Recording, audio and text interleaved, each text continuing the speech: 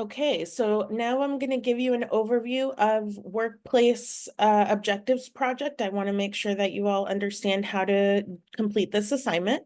So what you're going to do is on our Canvas page, you can be on the home page if you'd like, and you'll scroll down to where it says Modules. And as you move down, you'll see the Workplace Objectives Project module.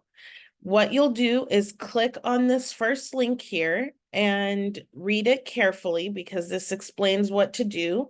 There's going to be a video recording available, which is this that you're watching.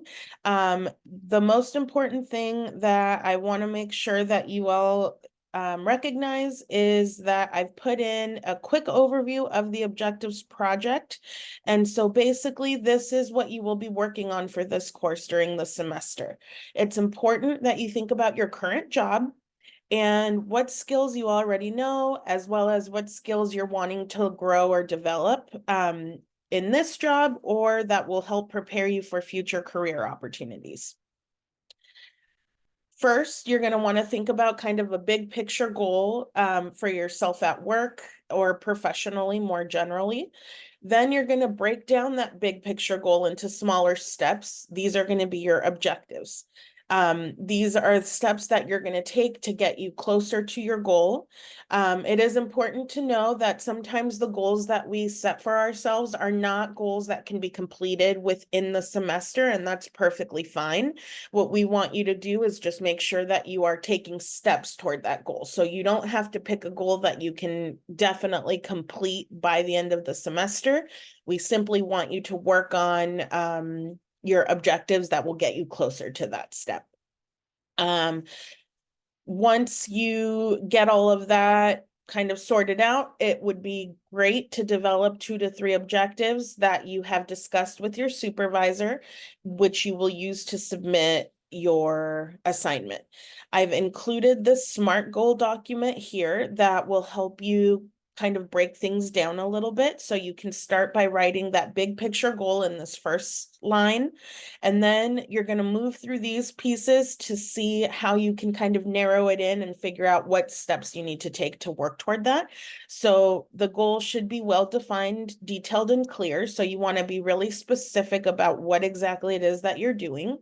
You also want to make sure that your goal is measurable, and that means that you can tell how you have progressed or how you know that you've completed your goal. You also need to make sure that the goal is achievable.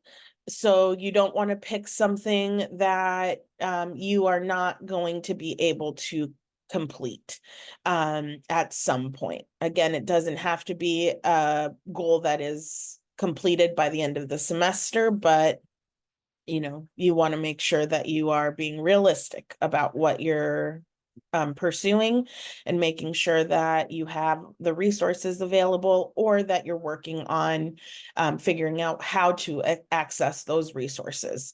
And then again, a time-bound goal is always best. So your start date will be this class. And then it is good to identify a finish date. So when do you think that you'll be able to get to that goal? And then under the SMART goal here, you can write down your 2 to 3, your final goal. And then in your action items, you can see what steps you need to get to your goal. Again, these are your objectives, so we'll need to see 2 to 3 of these. It might also be helpful to brainstorm some potential obstacles to these goals so that you can also brainstorm solutions and be proactive about how to move through these goals.